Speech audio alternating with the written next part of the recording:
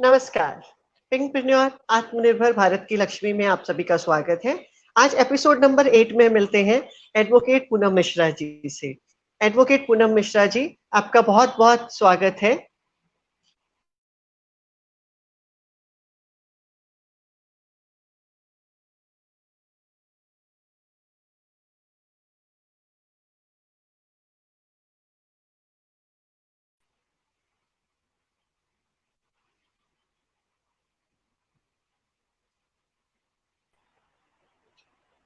नमस्कार। नमस्कार पूनम मैम। आप पहले हमें अपने बारे में थोड़ा-सा बताएँगे? जी, उसके बाद हम सेशन स्टार्ट करेंगे। वैसे तो सभी 1 मिनट, वैसे तो सभी जानते हैं कि आप एक एडवोकेट हैं एंड एलएलबी प्रैक्टिसिंग सिंस 2010। आप सूरत सेशन कोर्ट में ही नहीं, गुजरात हाई कोर्ट में भी प्रैक्टिस कर रही हैं and you are a very good criminal lawyer जो check return cases, divorce cases, इस तरह के सभी केसेस आप करती हैं। इसके अलावा हम थोड़ा बहुत और आपके बारे में जानना चाहेंगे मैम प्लीज़। नमस्कार, मैं पूनम मिश्रा एलएलबी एलएलबी की पढ़ाई की हुई है, ह्यूमन राइट्स में पढ़ाई की हुई है। 2010 से सूरत कोर्ट में और गुजरात हाई कोर्ट में प्रैक्टिस कर रही हूँ। और आपने जैसे बताया है जी। Sessions court, POCSO, criminal matter, जो भी जिस भी टाइप की क्रिमिनल मैटर होती है वो सारी हैंडल करती हूँ।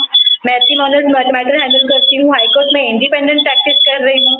इसके साथ साथ मैं बहुत से सोशल वर्कर भी, बहुत से सोशल एनजीओ में भी जुड़ी हुई हूँ। और मतलब लोगों के साथ खासकर जो जो लेडीज लोगों को जरूरत होती है कि कोई उनको सुने, उनकी मैटर को सुने, उसके टाइम पे उनको एक स्पेशल सपोर्ट हम प्रोवाइड करते हैं, ताकि आधी प्रॉब्लम तो सुनने से ही खत्म हो जाती है।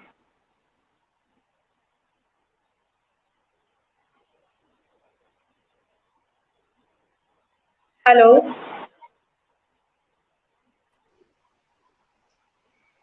जी मैम। आप बहुत सारी सोशल चीज़ों में भी आप इन्वॉल्व्ड हैं, बहुत सारा सोशल वर्क करती हैं। मीन्स आप सभी की अपलिफ्टमेंट के लिए सूरत में बहुत अच्छा काम कर रही हैं।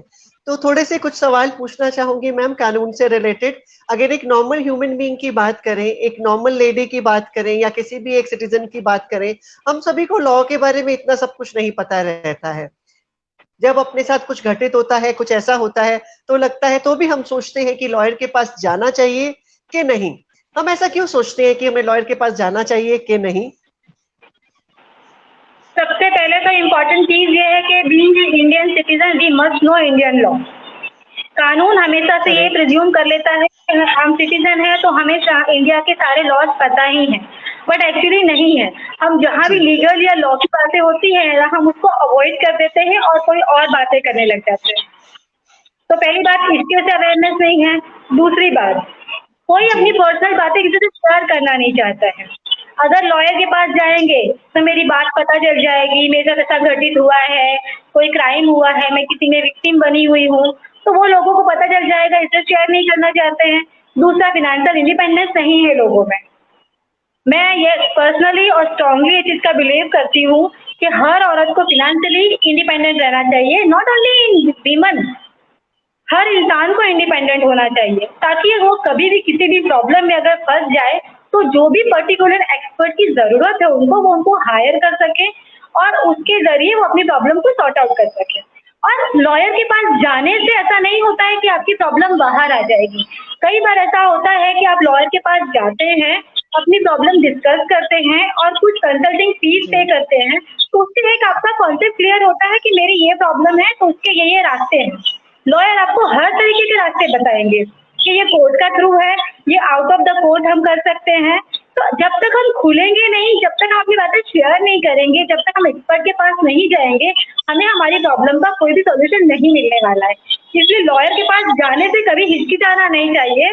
लॉयर आपका बहुत ही अच्छा दोस्त साबित हो सकता है। जी, बहुत अच्छे मैम, आपने बहुत अच्छे से बताया कि लॉयर एक बहुत अच्छा दोस्त साबित हो सकता है। बट उस दोस्त पे हमें विश्वास करना पड़ेगा तो ही हम आगे बढ़ पाएँगे। बहुत अच्छी बात मैम। आजकल मुझे ऐसा देखने में आता है कि रिश्तों को डेवलप करना, जैसे कि हम अगर आपकी और मेरी बात करें या फिर हम अपने टाइम की बात करें, ऐसा कहूँगी कि हमारे रिश्ते आज तक भी बहुत अच्छी तरह से चल रहे हैं, बट आजकल की यंग जनरेशन शायद कुछ बहुत कॉम्प्रोमाइज नहीं कर पाती है शायद कहीं पर। तो वो कॉम्प्रोमाइज ना करने की वजह से डाइवोर्स केसेस ज्यादा होते हैं। तो मैंने कहीं पढ़ा था मैम कि म्यूचुअल कंसेंट डाइवोर्स, आप बताएंगी मैम एक्चुअली कि ये क्या होता है?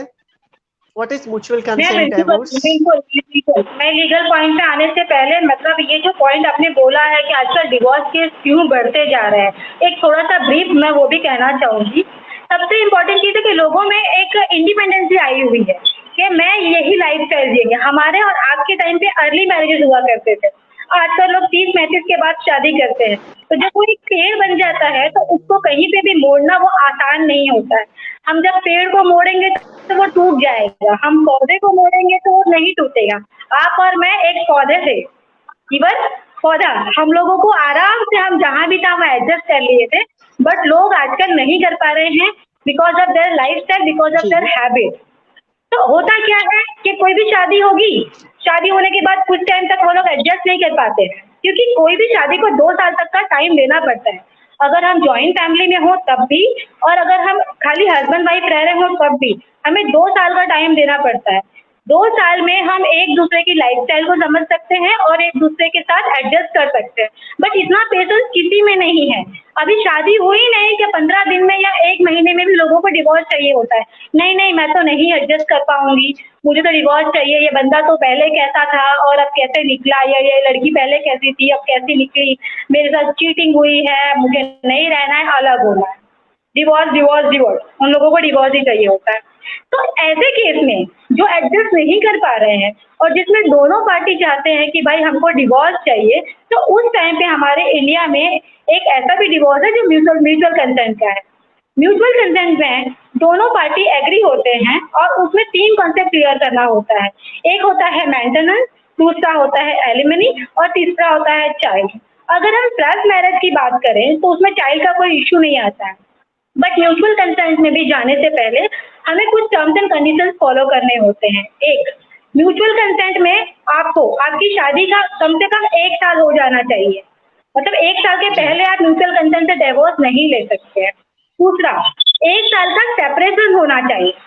हस्बैंड वाइफ के जो रिलेशनशिप है उसमें सेपरेशन 1 साल का होना चाहिए। Then and don't you can file mutual consent. Mutual consent में कोर्ट का कोई इंटरफियर नहीं होता है। सारे टर्म्स एंड कंडीशंस पार्टी से डिसाइड करते हैं। और जहाँ भी पार्टी रह रही होती है, जैसे फर्स्ट करें अगर हम सूरत में रह रहे हैं तो हम सूरत फैमिली कोर्ट में कर सकते हैं, अगर हम बॉम्बे रह रहे हैं तो बॉम्बे फैमिली कोर्ट में कर सकते हैं। मतलब हमें जो भी कंसर्न कोर्ट होता है हम वो फैमिली कोर्ट में केस फाइल कर सकते हैं। फाइलिंग के 6 मंथ का ड्यूरेशन होता है। ऐसा नहीं कि हमने केस फाइल किया और हमें तुरंत डिग्री मिल जाएगा। फाइलिंग से लेके डिग्री के बीच में का 6 महीने का टाइम होता है। क्यों 6 महीने का टाइम दिया गया है? वो इसलिए कि हमारे हिंदू लॉ में मैरिज इज सैक्रामेंट है, वो कोई कॉन्ट्रैक्ट नहीं है कि जब चाहा तब तोड़ दिया। इसलिए 6 महीने का ड्यूरेशन इसलिए दिया गया था कि उस टाइम पीरियड में दोनों पार्टनर एक बार फिर से सोचें, अगर कहीं से भी जरा सा भी होप है, कहीं भी स्कोप है, तो क्या वो लोग अपने मैरिज को फिर से सेकंड चांस दे सकें और शादी ना टूटे। इंडिया में शादी ना टूटने को ज्यादा जोर दिया जाता है। मगर जी। 6 महीने बाद जब दोनों पार्टी आती है तो फिर से एफिडेविट फाइल की जाती है और वो एफिडेविट फाइनली फिर से पूछा जाता है कि आपको डिवोर्स चाहिए। और अगर दोनों पार्टी रेडी होती है तो जज उसको ऑर्डर पे ले लेते हैं और उसके बाद डिक्री आ जाता है। अब डिक्री आ गया इसका मतलब ये नहीं कि आप है ना शादी कर सकते हैं। डिक्री आ जाने के बाद भी 3 महीने के बाद ही कोई भी पार्टी चाहे तो सेकंड मैरिज कर सकता है। अपील पीरियड होता है वो 3 महीने का, 3 महीने के बाद ही वो लोग ओके। सेकंड मैरिज कर सकते हैं। जी जी। अब मैम ये सारे प्रोसीजर में आपने बहुत सारी बातें बताई कि अपील पीरियड होता है, 6 महीने का पीरियड होता है एंड बहुत सारे पीरियड्स होते हैं, फाइन ठीक है। बट ये सारे प्रोसेस में अगर मुझे ऐसा लगता है कि नहीं मुझे डाइवोर्स चाहिए ही, तो बिगिनिंग से लेकर एंड तक कितना टाइम लगता है ये सारी चीजों को ऑपरेशन में, ये पूरे प्रोसीजर में कितना म्यूचुअल टाइम जाता कंसेंट है? का म्यूचुअल कंसेंट में फाइलिंग से लेके ऑर्डर डिक्री तक का 6 महीने का टाइम होता है। फाइलिंग किया ओके। म्यूचुअल। सेकंड दो महीने का, हाँ 6 महीने में हो जाता है, क्योंकि कोई यहाँ पे डिस्प्यूट ही नहीं होता है। ओके। एंड अगर म्यूचुअल कंसेंट नहीं हो मैम, तो उस केस में क्या होता है? देखिए म्यूचुअल कंसेंट में भी कई बार ऐसा ट्विस्ट आता है कि पहले फाइलिंग के टाइम में दोनों रेडी थे कि हाँ हाँ ठीक है हमको डिवोर्स देना है, बट हो सकता है कि 2-3 मंथ कोई एक पार्टनर को ऐसा लगता है कि भाई नहीं मुझे नहीं डिवोर्स देना है, तो जब नेक्स्ट डेट जो मिलेगी विद इन 6 मंथ के अंदर जो डेट मिलेगी उस टाइम में जब सेकंड टाइम आपको फाइनल टाइम जज पूछते हैं तो उस वक्त आप ना बोल सकते हैं कि नहीं मुझे डिवोर्स नहीं देना है। तो अब यहाँ पे जब वो ना बोल रही है कि भाई मुझे नहीं देना, चाहे वो हस्बैंड हो चाहे वाइफ हो, कोई भी हो सकता है कि वो मना कर सकता है। तो जब म्यूचुअल कंसेंट का डिवोर्स नहीं हो, क्योंकि एक पार्टी भी अगर रेडी नहीं है तो आप म्यूचुअल कंसेंट से डिवोर्स में नहीं जा सकते हो, तो उसके लिए हिंदू मैरिज एक्ट में 30 के अंदर अलग से डिवोर्स के अलग अलग प्रोविजन ग्राउंड दिए गए हैं कि उस ग्राउंड में आप डिवोर्स के लिए अप्लाई कर सकते हैं, जिसमें अलग अलग ग्राउंड आता है। एक तो क्रूअल्टी आता है, दूसरा डिजर्शन आता है। क्रूअल्टी में ऐसा हो सकता है कि आपको जबरदस्ती प्रेशराइज किया जा रहा है डिवोर्स के लिए, या जो चीज आपको नहीं पसंद है वो आपको कराया जा रहा है, या तो लड़कियां हस्बैंड को प्रेशर करती हैं कि भाई आप अपने माँ बाप से अलग रहो, तो ये सारी चीजें क्रूअल्टी में आती है। डिजर्शन में एक्स्ट्रा मैरिटल अफेयर आता है, मतलब यू आर हस्बैंड और वाइफ, आप स्पाउस हैं फिर भी आप एक्स्ट्रा मैरिटल अफेयर रख रही हैं, तो वो एक तरीके का डिजर्शन हुआ। या आप धर्म चेंज कर दे रहे हैं, आप शादी के टाइम पे हिंदू थे और उसके विद इन 2-3 मंथ या 6 महीने में आप अलग धर्म में चले गए हैं जो वाइफ को या हस्बैंड पे एक्सेप्टेबल नहीं है, तो वो ग्राउंड बनता है। 2 साल तक का हस्बैंड वाइफ के बीच का कोई रिलेशन ना हो तो वो सीधा ग्राउंड डाइवोर्स का बनता है। हस्बैंड या वाइफ बिना बताए कहीं चला जाए और काफी टाइम तक उसके तरफ से कोई भी अपडेट ना आए और ये ड्यूरेशन अगर 7 इयर्स का होता है तो सीधा डाइवोर्स का ग्राउंड बनता है, हम पिटीशन फाइल कर सकते हैं, डिवोर्स ले सकते हैं। अगर वो सन्यासी बन जाता है तो सीधा ग्राउंड बनता है, डिवोर्स दे सकते हैं। तो these all are the ground कि जहाँ पे एक पार्ट मतलब कि एक पार्टी पिटीशन फाइल कर रहा है। और इसमें क्या होता है, ये जो केसेस होते हैं क्रूअल्टी और डिजर्टेशन के जो ग्राउंड होते हैं इसमें टाइम लगता है। म्यूचुअल कंसेंट में 6 महीने के अंदर हो जाता है, बट अगर हम अदर ऑप्शन में जाते हैं 30B मतलब म्यूचुअल कंसेंट 6 मंथ का लगता है, बट अगर हम 13 में जाते हैं हिंदू मैरिज एक्ट 1955 में तो उसमें कितना टाइम लगेगा वी कैन नॉट प्रेडिक्ट। 1 साल भी लग सकता है, 2 साल भी लग सकता है, डिपेंड्स अपॉन प्रोसीजर एंड कैसे कोर्ट चल रही है उस पर डिपेंड करता है। मैम इंडिया में बहुत सारे रिलीजन्स है, तो क्या डाइवोर्स केसेस जो होते हैं या रिलीजन के बेस पे अगर मैं बात करूं, क्या सब में अलग अलग लॉ होते हैं रिलीजन के बेसिस पे जी जी, या सभी अगर एक कॉमन होता है? नहीं, अगर हम डिवोर्स की बात कर रहे हैं, हम पर्टिकुलर यहाँ पे डिवोर्स की बात कर रहे हैं, तो हिंदू रिलीजन में सिख, बौद्ध और जैन ये तीनों आते हैं, तो इन तीनों को हम हिंदू मैरिज एक्ट के अंदर में ले सकते हैं। बट उसके अलावा पारसी, क्रिश्चियन, मुस्लिम ये जो है इन लोगों के अलग लॉ है, मैरिज के भी अलग लॉ होते हैं, डिवोर्स के भी अलग लॉ होते हैं। तो जब इनका कुछ भी डिवोर्स की प्रोसीजर करना होता है तो उसके अंडर में जा सकते हैं। इसके अलावा भी हमारे यहाँ एक सेक्युलर लॉ है और वो है स्पेशल मैरिज एक्ट, उसके अंदर में भी डिवोर्स का केस जो है और मैरिज का एक्ट फाइल कर सकते हैं। जैसे कि कोई हिंदू है और मैं क्रिश्चियन से शादी कर रहा है या मतलब हिंदू के अलावा किसी और से कर रहा है, तो उन लोगों का जो मैरिज और डिवोर्स को जो हैंडल किया जाएगा वो स्पेशल मैरिज एक्ट के अंदर में किया जाएगा। ओके, एंड ये तो चलो हिंदू का हुआ। मुस्लिम केस में जैसे कुछ टाइम पहले हमारी मोदी गवर्नमेंट ने वो ट्रिपल तलाक वो हटा दिया था, राइट? पहले वो था, तो अभी मुस्लिम रिलीजन में कुछ अलग से प्रावधान है इस चीज के लिए या जो नॉर्मल है वही रहता है? मुस्लिम के पर्सनल लॉ है। पहले ऐसा था कि अगर नींद में भी या मतलब नशे में भी अगर बोल दिया 3 बार तलाक तलाक तलाक तो तलाक माना जाता था और प्रोसीजर की जाती थी। मतलब इद्दत का पीरियड होता था, फिर किसी और से मैरिज करनी होती थी और उसके बाद फिर वापस उसको डिवोर्स देके फिर सेकंड सबसे पुराने वाले हस्बैंड से शादी करना होता था। अब ऐसा कुछ भी नहीं है, कोई भी हस्बैंड इस तरीके से तलाक नहीं दे सकता है। और इनको भी जो मुस्लिम के जो पर्सनल लॉज हैं, मुस्लिम प्रोटेक्शन एक्ट जो है, मुस्लिम वुमेन प्रोटेक्शन एक्ट, उसके जो प्रोविजन वगैरह हैं वो सारे फॉलो करते हैं, देन एंड ओनली डिवोर्स की प्रोसीजर हो सकती है। जी, ये तो रही रिश्तों की बात।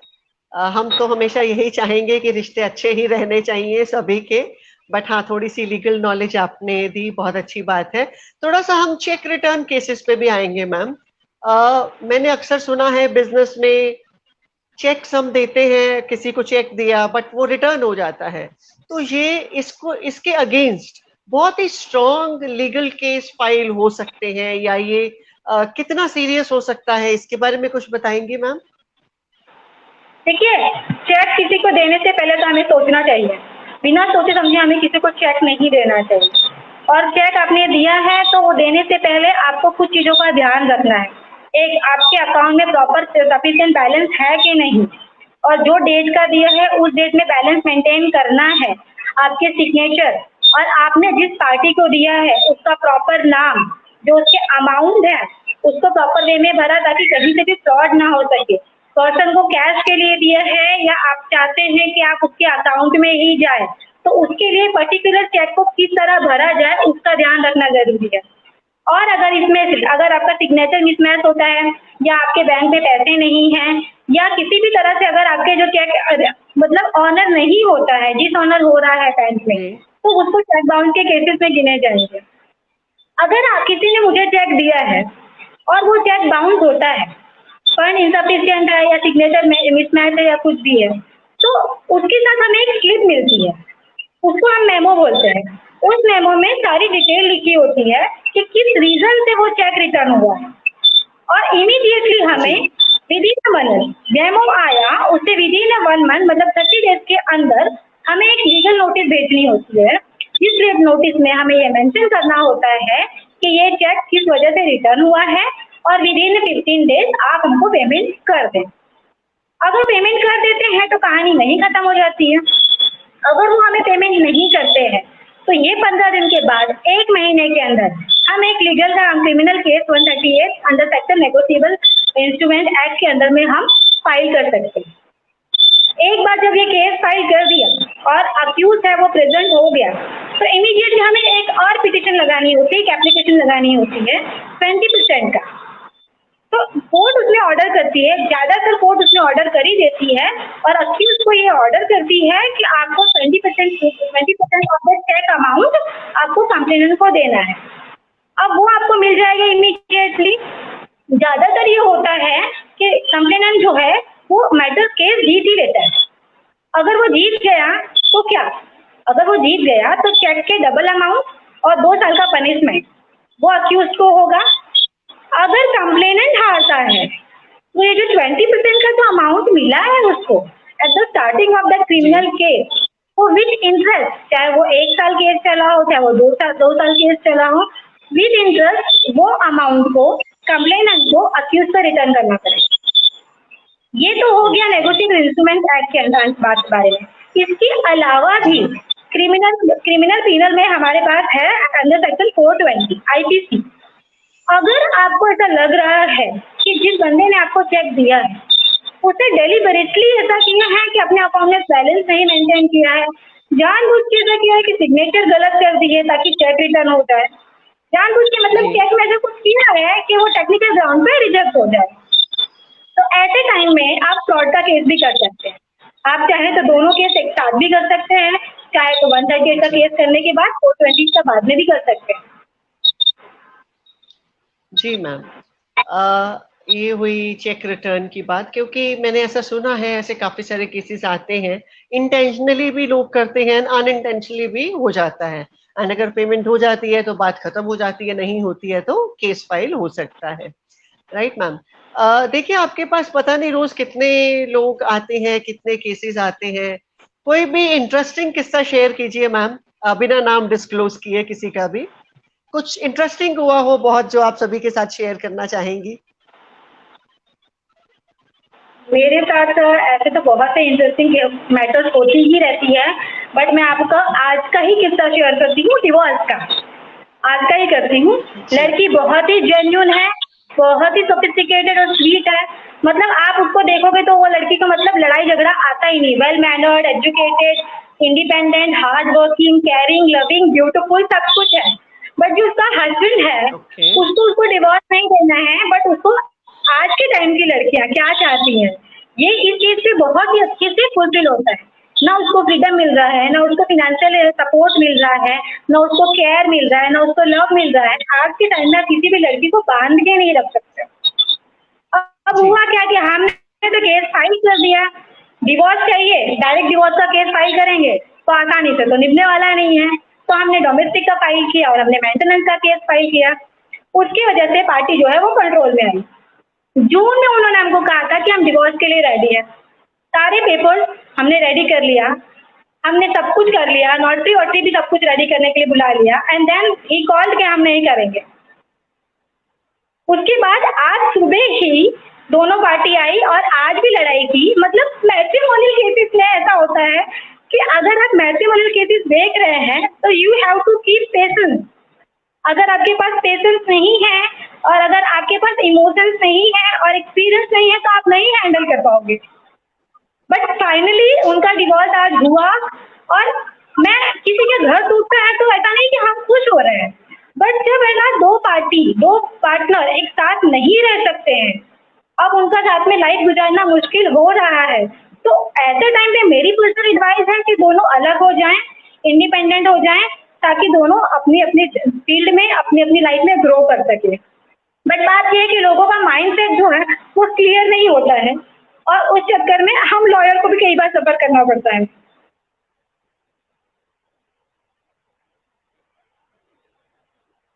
बट मेरा ये मानना है कि जहाँ तक हो सके डिवोर्स को एंकरेज नहीं करना चाहिए। बट जब सवाल आता है हमारे एस्टीमेट, हम हमारे रिस्पेक्ट का, हमारे अस्मिता का, हमारे फ्रीडम का, हमारी खुशी का, तो उस टाइम में डिवोर्स अच्छा ऑप्शन है। ओके मैम, ये तो बात हुई डिवोर्स की, चेक रिटर्न की। इसके अलावा और किस तरह के केसेस आप हैंडल करती हैं? चेक रिटर्न और डिवोर्स के अलावा हम मेंटेनेंस का केस करते हैं फैमिली कोर्ट में। इसके अलावा हम पोक्सो का करते हैं, जो चाइल्ड क्राइम होते हैं। चाइल्ड क्राइम के लिए बना हुआ है पोक्सो एक्ट। आपने सुना होगा कि आजकल बहुत ही ज़्यादा मतलब पेपर के हेडलाइन में भी हो रहे हैं, छोटे बच्चों के साथ, मतलब माइनर के साथ जो सेक्सुअल क्राइम होते हैं उसके लिए पोक्सो एक्ट लगता है। तो पोक्सो एक्ट के लिए हम काम कर रहे हैं। ये तो हम एज अ लॉयर तो हम कर ही रहे हैं, बट उसके अलावा भी हम स्कूल्स में जाकर एनजीओ की भी हेल्प लेके, प्लस हमारे सूरत कोर्ट में से भी एफर्ट किया जा रहा है कि बच्चों में अवेयरनेस लाया जाए गुड टच बैड टच का, कि क्या गुड टच है क्या बैड टच है और किस तरीके से उसको रोका जाए। क्योंकि एक ही चीज़ है, सेक्सुअल एजुकेशन अगर हम बच्चों को नहीं देंगे तो हम उनके अगेंस्ट जो क्राइम हो रहा है हम उसको नहीं रोक पाएंगे। तो हम एक ये पोक्सो टाइप का केस भी हम लड़ते हैं और इसमें हम गुड टच बैड टच बच्चों को सिखाते भी हैं, हम उसका डेमो भी देते हैं और बच्चों को मतलब बहुत ही फ्रेंडली और नेचुरल वे में सिखाते हैं। आजकल आप किसी भी बच्चों को, ज़्यादातर बच्चों को अवेयरनेस आ रही है, बट दुख की बात यह है कि केसेस कम नहीं हो रहा है। क्यों? क्योंकि इस टाइप के जो केसेस होते हैं वो हमारे नियर वंस के द्वारा ही होते हैं, हमारे भाई या हमारे, कहना नहीं चाहिए बट आजकल डैड मतलब फादर की वजह से भी ये क्राइम बहुत बढ़ता जा रहा है। हमारे रिलेटिव्स जो है, हमारे नेबर्स हैं, हमारे ट्यूशन टीचर अगर घर पे आ रहे हैं पर्सनल ट्यूशन के लिए, तो बस उस वक्त हमें मतलब मेरा सब मम्मियों को, खासकर मम्मियों को या घर में जो भी रहता हो छोटे बच्चों के सब, और आस पड़ोस भी हमें ये नजर रखना चाहिए कि बच्चा जो है वो कैसा है। जैसे कि अगर आपका नेचर है हमेशा हंसना बोलना खेलना कूदना, और अगर सडनली एक दो दिन से आप अपसेट रह रहे हो या आपका जो नेचुरल टेंडेंसी के अगेंस्ट या अलग डिफरेंट बिहेव कर रहे हो, तो हम बड़ों की ड्यूटी बनती है कि हम उसको ऑब्जर्व करें, हम उनका कॉन्फिडेंस डेवलप करें, एक अटैचमेंट रखें, और एक जब बॉन्ड डेवलप होगा तभी बच्चे खुल पाएंगे। बच्चे खुल ही नहीं पा रहे हैं। बच्चे खुल पाएंगे, अपनी बातें बता पाएंगे तो हम उनकी हेल्प कर सकेंगे, और अगर वो विक्टिम बन रहे हैं तो हम उनको न्याय दिला सकते हैं और उनका जो ये दुख सहन कर रहे हैं ना वो लोग, हम उसको स्टॉप कर सकते हैं। जी जी। पूनम मैम, एक सवाल है ऑडियंस की तरफ से, देवेश जी का एक सवाल है। जैसे कस्टमर के लिए कंज्यूमर कोर्ट है,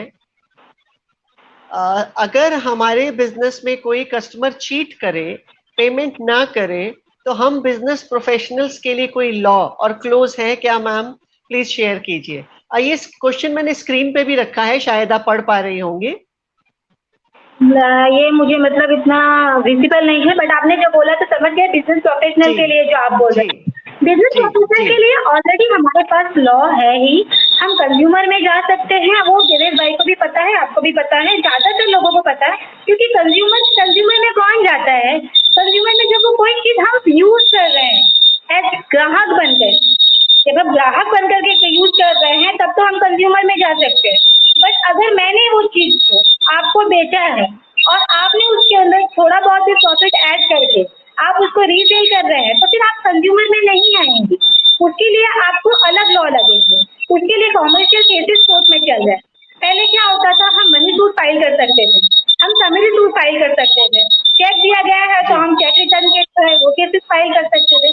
बट ये जो मैटर्स हैं, ये मनी सूट और समरी सूट जो है वो बहुत ही फास्ट और स्पीडी चलते हैं, और इसमें मनी रिकवरी जो है वो बहुत फास्ट होती है। बट इससे भी फास्ट हो पाए इसलिए कानून में नया आया हुआ है कॉमर्शियल केसेस।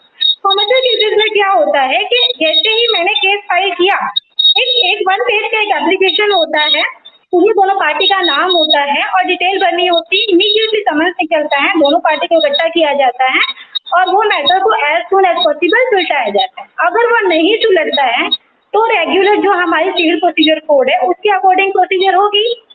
बट ये जो है कॉमर्शियल केसेस का जो कॉन्सेप्ट लाया गया है, उसका जो ये बिजनेस और प्रोफेशनल्स के जो मतलब प्रॉब्लम डिस्प्यूट होते थे वो काफी आसानी से और फास्ट सॉल्व होने लगे हैं। ओके। आई होप मैंने एक आपकी और क्वेश्चन सवाल का है आंसर दे मैम। दिया। जी जी मैम, एक और सवाल है मैम विवेक कटारिया जी का। पार्टी के पास अपना पुराना पेमेंट बाकी हो तो उसमें क्या कर सकते हैं बिजनेस में? पार्टी के पास अपना पुराना बाकी है तो आईपीसी के थ्रू जाना होगा, क्योंकि मनी सूट समरी सूट ये सब फाइल करने के एक लिमिटेशन आते हैं विद इन 3 इयर्स। जो बिल है वो बिल हम बिल देते हैं, चालान देते हैं, बिल के डेट से 3 इयर्स के अंदर अंदर हमें केस फाइल करना होता है। अगर ये वाला जो है ये चीज है, अगर इस टाइम के ड्यूरेशन में हम केस फाइल कर देते हैं तो कोई प्रॉब्लम ही नहीं है। बट अगर हमारा ये टाइम निकल गया है, क्योंकि कई बार क्या होता है कि पार्टी हमें बोलता है कि इतना मतलब ऑनेस्टली और इतना अच्छा मतलब एक्सप्रेशन लाके कॉन्फिडेंस लाके बोलेगा फेस पे कि सुनीता मैम प्लीज मुझे थोड़ा टाइम दे दीजिए, मैं आपका पैसा दे दूंगी, मैं कहीं भाग थोड़ी जाने वाली हूँ, ब्ला ब्ला, यू नो इमोशनल डायलॉग्स लोग बोलते हैं। होता है। इस जी जी ऐसे करके जी वो लोग 3 साल निकाल देते हैं।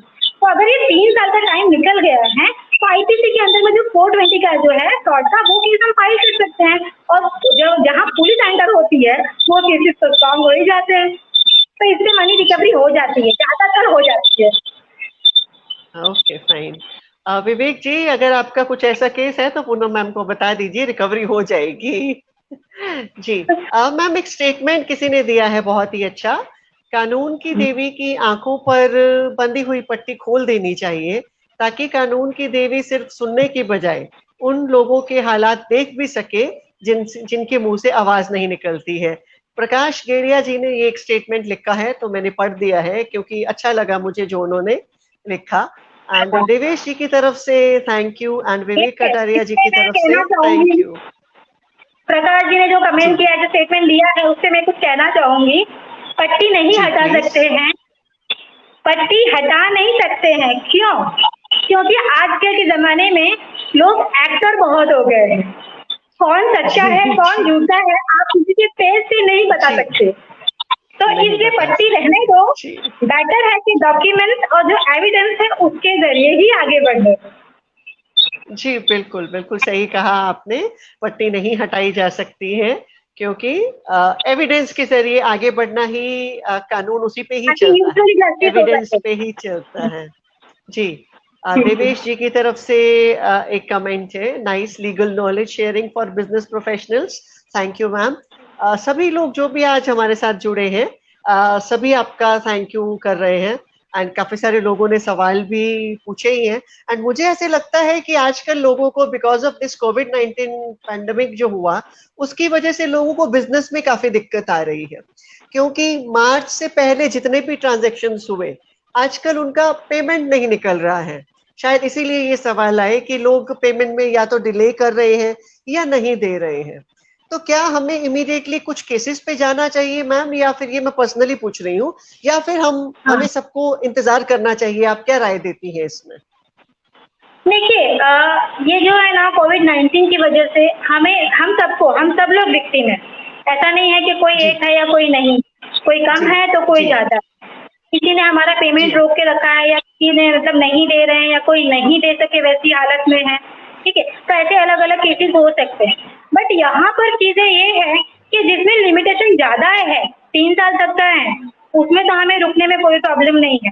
बट जैसे चेक रिटर्न की मैटर्स जी है उसमें लिमिटेशन का बहुत ही स्ट्रांग पॉइंट है। जैसे अभी हमने ही 18 मार्च के पहले हमने जो 21 मार्च तक हमने जो नोटिस भेजे थे, उसमें हमारा कोई भी काम ही नहीं हुआ था। क्यों? क्योंकि नोटिस सर्व नहीं हुई थी। बट सुप्रीम कोर्ट है और गवर्नमेंट जो है, उन लोगों ने नए-नए रूल्स बनाए ही हैं।